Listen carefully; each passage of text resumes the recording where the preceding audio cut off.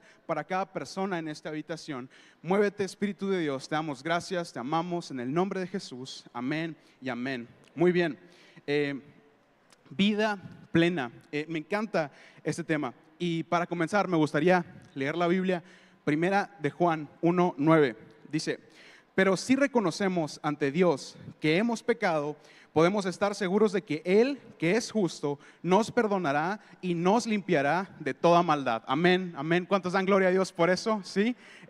Nos perdonará y nos limpiará de toda maldad si reconocemos ante Dios que hemos pecado. Y podría terminar con esto y ya bajarme ya todos para nuestra casa, ¿verdad? Pero hay tanto más que Dios quiere hablarte el día de hoy.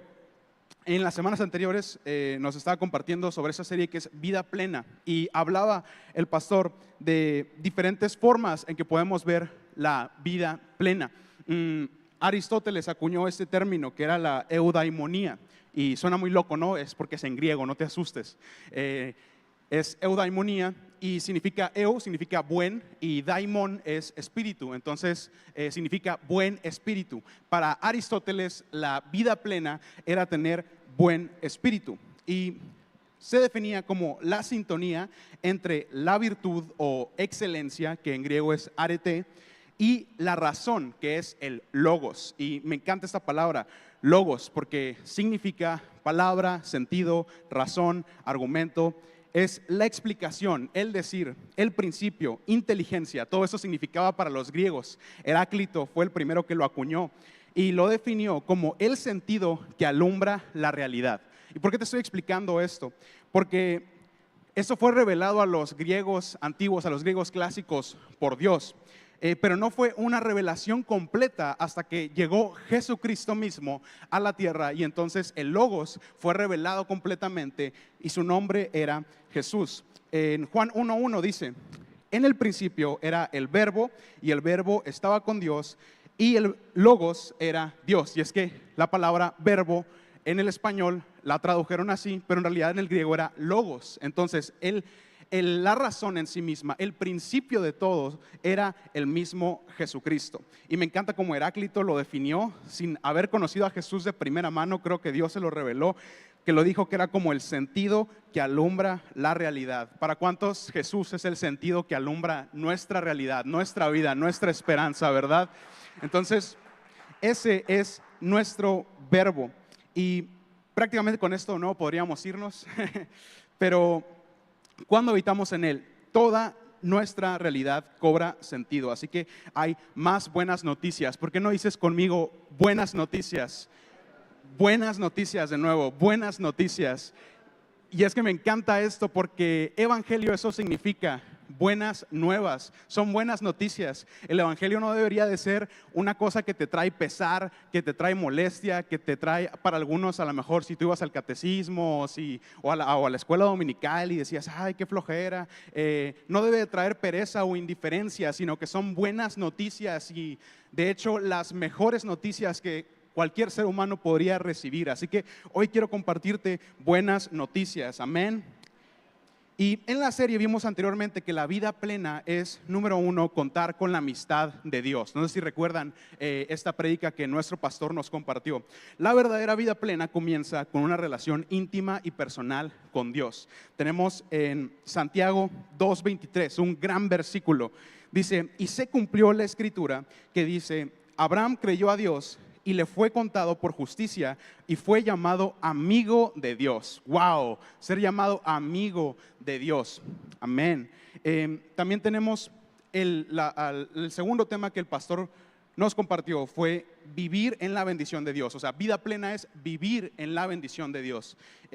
Esta vida plena se manifiesta en vivir bajo el favor divino. No se trata de abundancia material, sino que se trata de la alegría y la satisfacción que fluyen cuando sabemos que estamos dentro de su voluntad agradable y perfecta. Amén. Deuteronomio 28:2 dice: Y vendrán sobre ti todas estas bendiciones y te alcanzarán si oyeres la voz de Jehová tu Dios. Amén. Me encanta esto. Vendrán sobre ti todas estas bendiciones y te alcanzarán, ¿verdad? Van a fluir sobre ti como un río y te van a alcanzar aunque corras, ¿verdad? Pero eso pasa cuando escuchamos la voz de Dios. Ahí tenemos la clave, ¿verdad? Entonces tenemos que vida plena es número 1, contar con la amistad de Dios, y número 2, vivir en la bendición de Dios. Y en esta ocasión te quiero compartir este tercer tema de esta serie. La vida plena es recibir el perdón de Dios. Y a lo mejor ya suena como un pleonasmo, ¿verdad? Dices, no, pues soy amigo de Dios, pues Dios ya me perdonó, ¿verdad? Pero yo tengo muchos amigos que no los he perdonado. No, no es cierto. No, para nada. Pero hay tanto que debemos de aprender y de repasar sobre el perdón de Dios. De verdad que cuando estaba estudiando este tema, me di cuenta de cuántas cosas Dios perdonó sobre mi vida, aun cuando sé que soy salvo, aun cuando sé que cuento con el Espíritu de Dios y con el perdón del Señor Jesucristo y del Padre. Cuando lo estudias realmente te das cuenta de tantas cosas, así que te quiero compartir un poco de eso. Y de nuevo voy a leer el verso con el que introduje, 1 Juan 1:9. Pero si reconocemos ante Dios que hemos pecado, podemos estar seguros de que Él, que es justo, nos perdonará y nos limpiará de toda maldad. Amén. Este es el centro de toda este mensaje. Si se te olvida todo, acuérdate de esto. Pero aún así, ahora que ya voy a comenzar a decir los puntos, siempre me gusta decir que el que no apunta no dispara. Eso significa que si no apuntas no vas a aplicar nada de lo que te estamos enseñando, ¿verdad? Entonces te invito a que puedas apuntar en tu cuaderno, en tu libreta o en tu app de notas, como a mí me gusta particularmente. Entonces te invito a que lo hagas para que puedas aplicar esto en tu vida y que puedas recordarlo, porque si no, al final les voy a preguntar a ver qué dije y no se van a acordar. Entonces es una invitación, ¿verdad? Entonces, recibir el perdón de Dios. Pero para empezar, ¿de qué tengo que ser perdonado? Yo no he matado a nadie, no le robo a nadie, me porto bien, ¿sí? Vengo los domingos a la iglesia. ¿De qué tengo que pedir perdón, verdad? Del pecado en sí mismo. Porque, ¿sabes? A través de Adán ha habido una inclinación heredada al pecado que entró a la raza humana. Y entonces los seres humanos se volvieron pecadores por naturaleza. Cuando Adán pecó, su naturaleza interna fue transformada por su pecado de rebelión, acarreándole la muerte espiritual y la depravación, la cual pasaría a todos aquellos que fueron después de él. Eso me incluye a mí y a ti. Somos pecadores no porque pecamos, ¿ok? Somos pecadores no porque pecamos, sino que pecamos porque somos pecadores, ¿sí? Está en nuestro ADN, es parte de nuestra naturaleza, es un defecto de fábrica, ¿sí? Pero el tema no es que se equivocó el fabricante, sino que tomamos la decisión de ser así. Así como heredamos características de nuestros padres, también está en nuestro ADN uno roto y descompuesto. Originalmente éramos hijos de Dios, destinados para grandeza, pero por el pecado ahora somos hijos del pecado. Y Viktor Frankl, del que también ha estado hablando el pastor, era un psiquiatra austriaco, judío, el cual fue capturado y llevado a un campo de concentración en la Segunda Guerra Mundial durante el Holocausto. Y es el que está detrás de la logoterapia, lo puedes investigar, es muy interesante. Se fijan, logo también es la palabra ahí. Él concretamente no hablaba sobre religión, pero es un tema muy interesante esto del logo. Y él distinguió 3 áreas en el ser humano: el soma, que es el cuerpo físico; la psique, que es la emoción y la mente; el nos, que es nuestro espíritu. Básicamente, lo que la Biblia nos mostró primero, la Biblia lo dijo primero, ¿se acuerdan de ese programa? Véanlo, está bueno, del Spotify, en YouTube. Básicamente lo que la Biblia nos mostró primero, que tal como Dios, somos seres trinos o trinitarios, o sea que tenemos 3 partes, ¿verdad? Y nuestras 3 partes son el cuerpo, el alma y el espíritu, ¿verdad? Y lamentablemente en estas 3 áreas, en el cuerpo, en el alma y en el espíritu, el pecado hizo de las suyas y nos arruinó, ¿no? Qué mala onda. Y sí, son consecuencias realmente graves. Entonces, primero te quiero compartir las consecuencias del pecado. Tenemos que ser conscientes de qué es de lo que necesitamos ser perdonados, ¿ok? De qué nos quiere salvar Dios, de qué nos quiere sanar Dios. Si ni siquiera somos conscientes de eso, entonces, ¿cómo se lo vamos a pedir, verdad? Entonces, consecuencias del pecado. Número 1 es la muerte física. Tú y yo no vamos a vivir para siempre, ¿no? Es triste, es muy triste, pero es la verdad, ¿no? Vamos a morir en un sentido físico. Nuestro cuerpo se va a quedar sin un alma y vamos a descomponernos. Pero sabes, Romanos 5:12 dice: por tanto, como el pecado entró en el mundo por un hombre y por el pecado la muerte, así la muerte pasó a todos los hombres por cuanto todos pecaron. El plan original de Dios era que Adán y Eva y todos sus hijos, porque el llamado a ellos fue fructificad y multiplicaos, que todos los hijos de Adán y Eva, toda la raza humana viviera para siempre. Imagínate eso, qué bonito, ¿verdad? Poder platicar con tu tatarabuelo, ¿verdad? Y decirle, no, pues, ¿cómo era antes aquí el mundo? No, pues, igual, ¿no? No existe la guerra, no, nada, todo bien, bien a gusto, ¿no? Pero originalmente el plan de Dios no era que muriéramos. Sin embargo, gracias a la caída ocurre este daño colateral. En Hebreos 9:27 dice: y de la manera que está establecido para los hombres que mueran una sola vez y después de esto el juicio, ¿verdad? Es como bien así, bien dramático, y especialmente cuando era niño era como que es que cuando te mueras Dios te va a juzgar, ¿sí? Y te va a poner una película de toda tu vida, de toda tu vida te va a poner la película y vas a ver todas las veces que pecaste, que sabiendo dijiste, no, pues Dios me va a perdonar igual, y vas a ir en la película. Y uno temblando, ¿no? Te ibas a dormir temblando.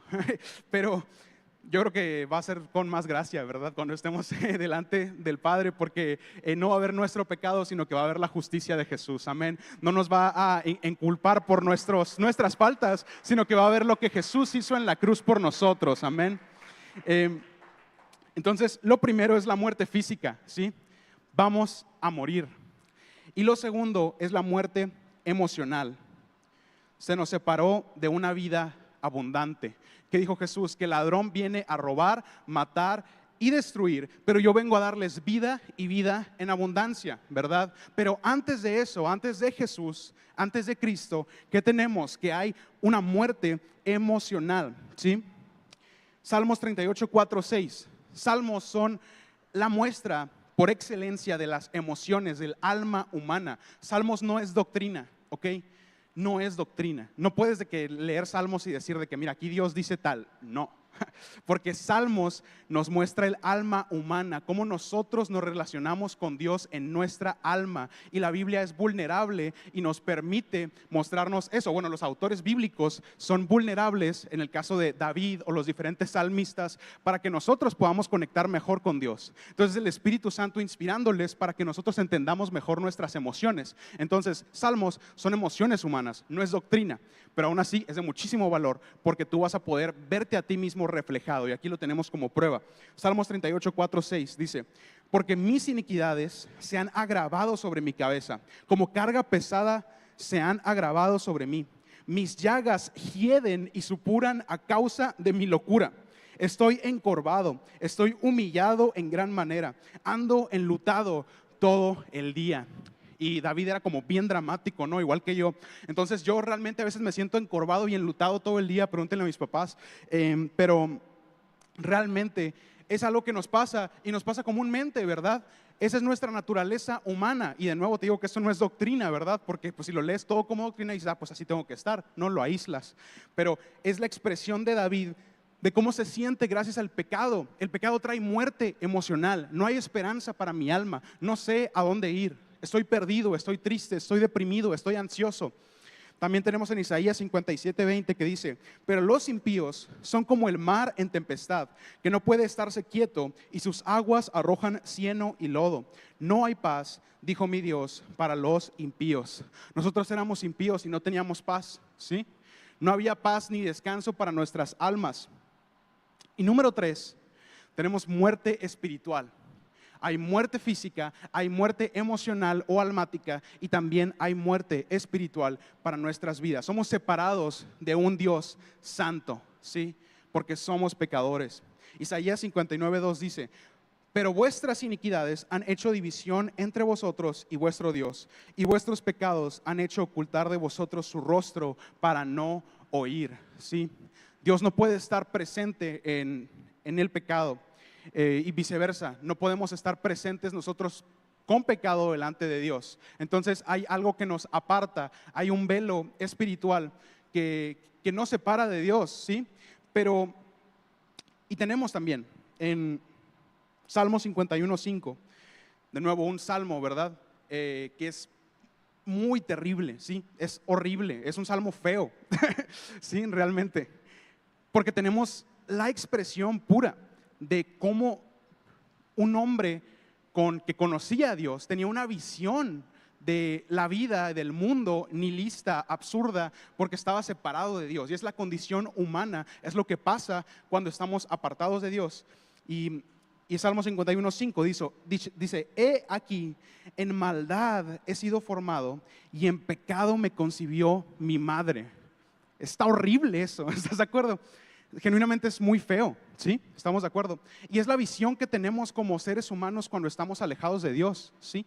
En maldad hemos sido formados. Lo que de repente llaman algunas denominaciones el pecado original, ¿verdad? De que naces ya pecaminoso. En realidad tiene un sentido, tiene sentido en algún lado, porque sí, nacemos naturalmente. Como les comenté, tenemos características de nuestros antepasados, y lo mismo con el pecado. Somos pecadores por naturaleza. Pero sabes, hay un término que se llama imputar, ¿sí? No es una grosería, es un término legal, ¿no? Es un término jurídico. Era hakab en hebreo y logizomai en griego. Esto es imputar. Es una palabra que perteneció al vocabulario comercial y jurídico del mundo antiguo y literalmente significa cargar a la cuenta de, ¿ok? O tomar algo que pertenece a alguien y acreditarlo a la cuenta de otro, ¿sí? Esto es imputar.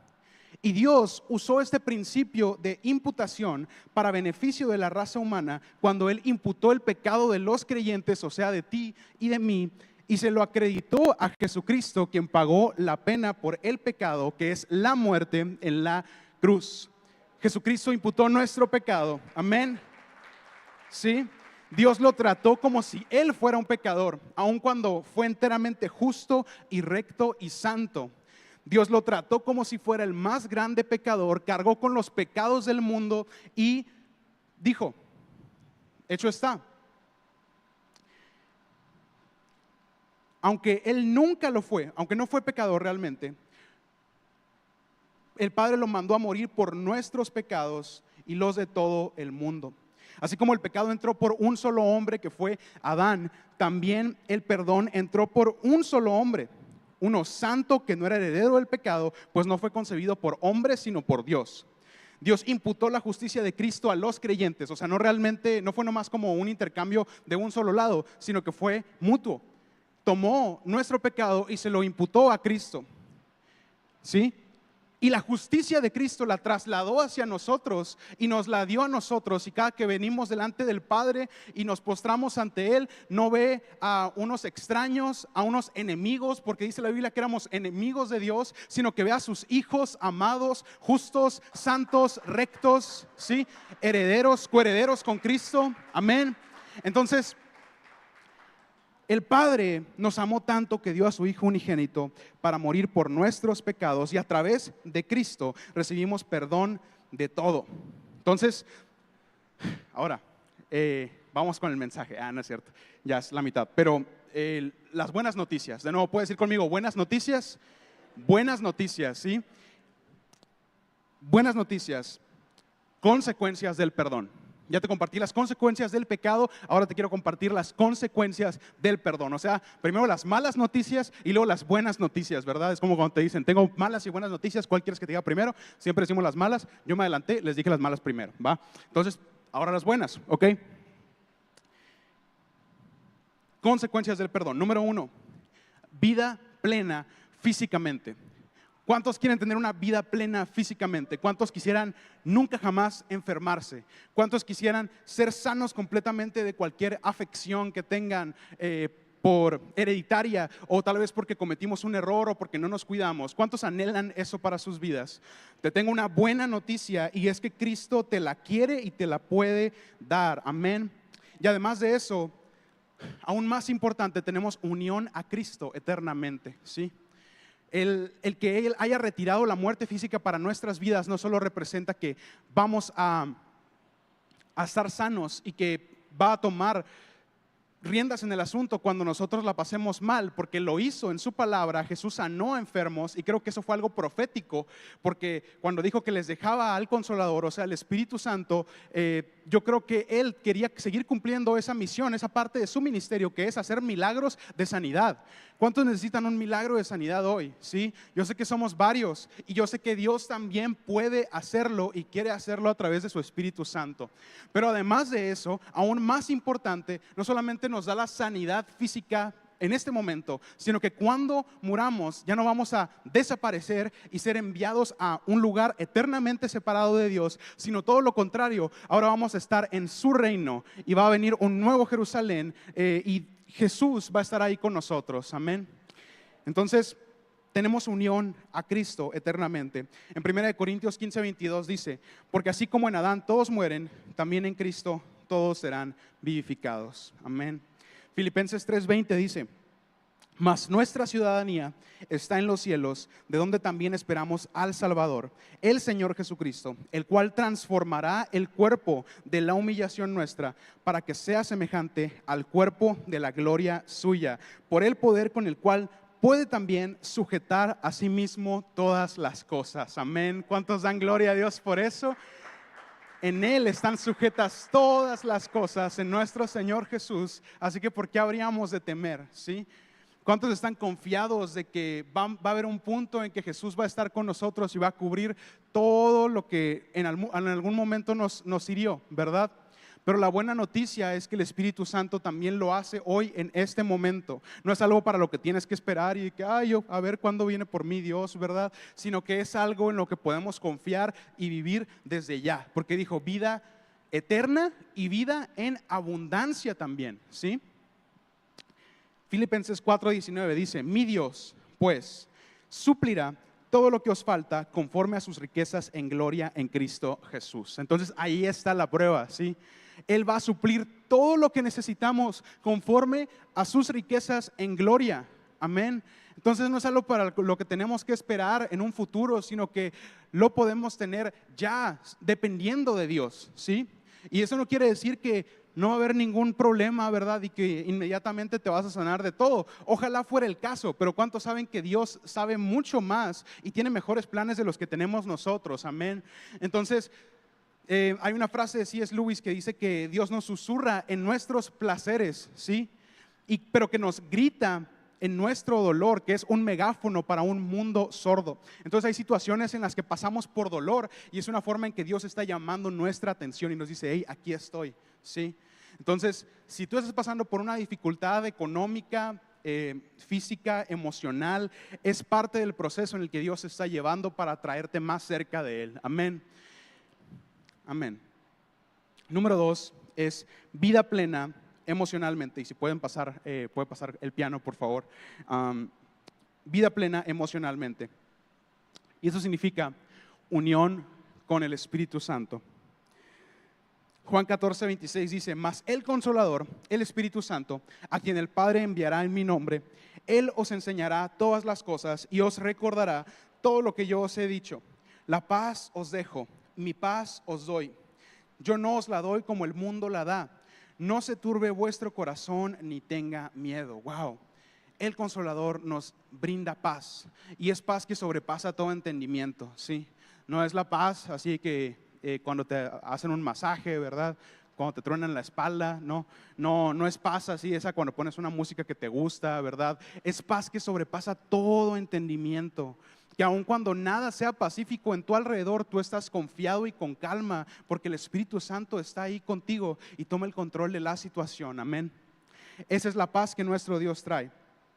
También en Gálatas 5:22-23 dice: mas el fruto del Espíritu es amor, gozo, paz, paciencia, benignidad, bondad, fe, mansedumbre, templanza, y contra tales cosas no hay ley.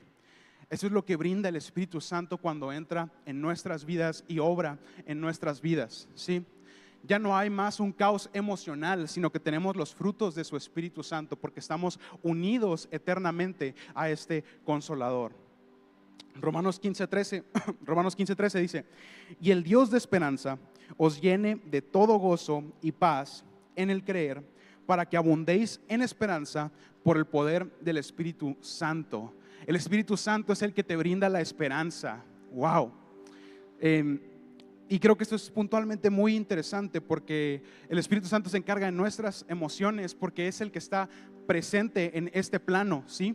El Padre está en el cielo, Cristo está a la diestra del Padre, ¿verdad? Intercediendo por nosotros, y el Espíritu Santo está aquí, ¿sí? Entonces de todo lo emocional el Espíritu Santo se puede encargar. Amén. Dice que nos trae paz, que nos trae templanza, nos trae bondad, nos trae fe, nos trae mansedumbre, gozo, y contra tales cosas no hay ley. Entonces clama por los frutos del Espíritu Santo, porque es Él solamente el que puede tomar el control del caos emocional que todos somos, ¿sí? Admitámoslo, aunque nos creamos muy fuertes, todos tenemos momentos de dificultad en nuestras emociones y solo el Espíritu Santo de Dios puede tomar el control.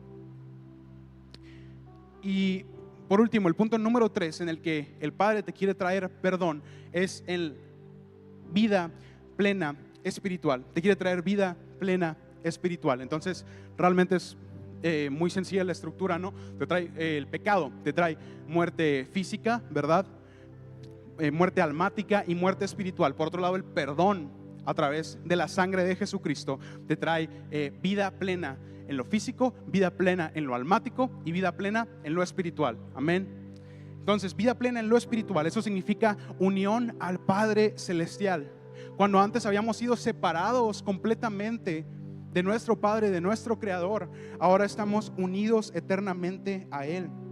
Segunda de Corintios 5:21 dice: al que no conoció pecado, por nosotros lo hizo pecado, para que nosotros fuésemos hechos justicia de Dios en Él. Es lo que te comento. Intercambió nuestros valores, ¿sí? Y ahora nos ve santos a nosotros y podemos estar unidos eternamente a Él. Efesios 2:4-5 dice: pero Dios, que es rico en misericordia, por su gran amor con que nos amó, aun estando nosotros muertos en pecados, nos dio vida juntamente con Cristo. Por gracia sois salvos. ¿Cuántos saben que somos salvos por gracia? Amén. No en nuestra capacidad, no por nuestra habilidad, no por nuestro dominio propio. Eso vendrá después, cuando el Espíritu Santo entre en nosotros y nos haga justos. Entonces ya obedecemos porque somos justos, ¿sí? Y no por nuestra capacidad, sino la de Dios. Romanos 6:23 dice: porque la paga del pecado es muerte, mas la dádiva de Dios es vida eterna en Cristo Jesús, Señor nuestro. Y por último, Colosenses 1:13-14 dice: el cual nos ha librado de la potestad de las tinieblas y trasladado al reino de su amado Hijo, en quien tenemos redención por su sangre, el perdón de pecados. Amén. Y leí muchísimos versículos y faltan muchos más para que veamos qué tan clarísima y categórica es la palabra cuando habla del perdón de pecados, ¿sí? Es la pieza más importante de todo lo que creemos, porque se trata de Jesucristo y su obra redentora. Se trata de que era Dios y es Dios y que resucitó de los muertos, ¿sí? Y que por lo tanto podemos creer esto y venir delante de Dios confiados. Y ahora, ¿cómo podemos vivir en el perdón? O sea, ok, ya entendí de qué me trajo el pecado, ya entendí también teóricamente qué es lo que me trae el perdón, pero ¿cómo puedo vivir en el perdón genuinamente? Ya no quiero vivir en el pecado. ¿Cómo puedo hacerlo? Número 1, confiesa y recibe el perdón de Dios. Recíbelo genuinamente, ¿sí?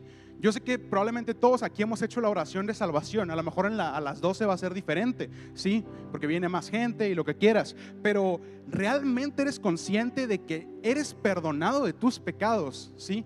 Eso se refleja en cómo te conduces y cómo te diriges hacia las demás personas. Porque también cuando eres perdonado, perdonas, ¿sí? No te quedes atrapado en la culpa o el temor. Muchas veces seguimos atrapados en eso, ¿sí? En un círculo vicioso. La confesión sincera de tus pecados ante Dios abre la puerta al verdadero perdón y a la libertad. Tony Robbins, una persona muy genial, un orador y coach de vida, ¿no? Dijo: cambiar tu vida es cuestión de cambiar tu enfoque y tus expectativas. Y creo que es como un consejo muy práctico, ¿verdad? Pero me hace mucho sentido porque si lo trasladamos a nuestra fe, estamos tratando de que ya no nos vamos a enfocar en nuestras acciones, sino en las de Cristo, ¿sí? Ya no nos vamos a enfocar en nuestro pasado, sino en el futuro que Dios tiene preparado, las buenas obras que Él dispuso para que nosotros hagamos. Amén. Dice cambiar tu enfoque. Y número 2, tus expectativas. Mis expectativas ya no dependen de qué tan bueno sea yo para hacer las cosas. Depende de lo bueno que es Dios para hacer todo lo que hace y de su infinita capacidad y bondad para mi vida. Amén. Cuando cambias tu enfoque y tus expectativas, entonces llega sanidad emocional, sanidad física, sanidad espiritual. Número 2, entrega cada área de tu vida al Señor. Hay áreas en las que no estamos siendo tan vulnerables con Dios como deberíamos de serlo, ¿sí? 2 Corintios 5:17 dice: de modo que si alguno está en Cristo, nueva criatura es, las cosas viejas pasaron, he aquí todas son hechas nuevas. Pero fíjate, dice nueva criatura. Eso está bien loco, de verdad. No dice nueva persona, ¿sí? No eres nueva persona, no es como que te borraron la memoria y ahora eres otra persona mejor. No. Dice nueva criatura. Eres otra especie literalmente. Si eres diferente a la raza humana, porque ahora el Espíritu Santo de Dios habita en ti. Ya no estás dependiendo de la muerte, sino que dependes de la vida, ¿sí? Entonces, nueva criatura eres. Y eso involucra toda tu vida integralmente, ¿ok? Entonces, ¿por qué no habríamos de entregarle todas las áreas de nuestra vida si somos nuevas criaturas? ¿Ok? Todo lo que conocemos y sabemos funciona de forma diferente. Amén. Otro verso que también sabemos es que no nos conforméis a este mundo, sino que renovemos nuestro entendimiento. También se relaciona con lo mismo, ¿sí? Como somos nuevas criaturas, todo lo que entendemos y concebimos del mundo, nuestra cosmovisión es diferente, y por lo tanto cada área de nuestra vida deberíamos entregársela a Dios. Eso incluye las partes más incómodas, ¿sí? Tu vida financiera, ¿sí? Tu vida sexual, ¿sí? Tus relaciones con los demás, ¿sí? Tus planes a futuro. ¿Cómo inviertes tu tiempo, tu dinero, tus horarios? ¿Sí? Todo eso se lo vas a entregar a Dios, porque eres nueva criatura. Y si no te crees capaz de hacerlo, no te preocupes, no depende de ti. ¿Sí? Y Charles Spurgeon, uno de los mejores predicadores y más importantes, dijo: hermanos míos, fue más difícil, si tales términos se pueden aplicar a la omnipotencia, fue más difícil el crear a un cristiano que el crear al mundo. Está bien bueno esto, ponle atención. Fue más difícil el crear a un cristiano que el crear al mundo, ¿ok? ¿Qué había para empezar cuando Dios creó al mundo? No había nada, pero nada se podía poner en el camino de Dios. Entonces creó el mundo sin ninguna oposición, ¿ok? Pero hermanos míos, en nuestros corazones, mientras no había nada que pudiera ayudar a Dios, sí había mucho que se podía oponer a Él. Nuestra necia voluntad, nuestros profundos prejuicios, nuestro arraigado amor a la iniquidad, y todos estos, gran Dios, se oponen, y su meta es frustrar tus diseños. Sí, gran Dios, fue muy grande hacer al mundo, pero es más grande el crear una nueva criatura en Cristo Jesús. Y esta es una obra que produjo en nosotros el Espíritu Santo, ¿sí? Nueva criatura es la más grande creación de Dios. Un cristiano que tiene el poder del Espíritu Santo. Entonces acepta que eres una nueva criatura. Permite que este conocimiento transforme tu manera de vivir, buscando la santidad y la comunión constante con Dios. Y número 3, ya por último, el último consejo para que puedas vivir en la plenitud de Dios es que compartas la libertad y la plenitud que has recibido, ¿sí? Era muy loco también aquí sacando mis traumas religiosos, ¿no? Así como le tenía miedo a la película, también le tenía miedo a que me decían: y es que tú tienes un plan, tú vas a hacer esto por Dios y vas a hacer esto por Dios y esto. Y una vez me dijeron de que vas a predicar en un estadio gigante a toda la gente, y yo me saqué de onda y dije: ¿cómo le voy a hacer, no? Pero creo que más bien se trata, familia, de lo que Dios quiere hacer a través de ti, y no de lo que nosotros vamos a hacer con Dios o por Dios. Eso es muy absurdo, ¿sí? Se trata de lo que Dios quiere y puede hacer en nosotros. Y casi siempre el 90% de las ocasiones no solo te va a involucrar a ti, sino que va a involucrar a otras personas para que puedas a ellos traerlos a la libertad que ya te ha sido dada a través de Cristo Jesús. O sea, que puedas bendecir a otros. Entonces comparte la libertad y la plenitud que has recibido. No te quedes con ella. Dios tiene grandes planes para tu vida y de nuevo no va a depender de ti. Solamente hace falta disposición y obediencia. No hace falta habilidad, no hace falta talento, hace falta disposición y obediencia, y Dios va a poner y acomodar todo para que puedas compartir y transformar a tu familia, a tus amigos, ¿sí? Que a todas las personas que amas y también las que no amas las puedas ver en el cielo. ¿Cuántos anhelan eso? No va a depender de ti.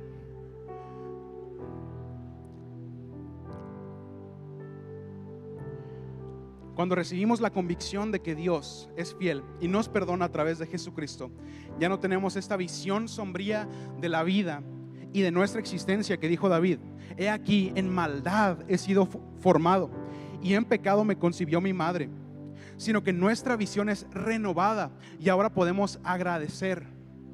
Y tenemos otro salmo también de David. Es que David tenía las dos caras de la moneda, ¿verdad? Tenemos un salmo también donde expresa lo que pasa cuando la esperanza salvadora de Jesucristo llega a nuestras vidas.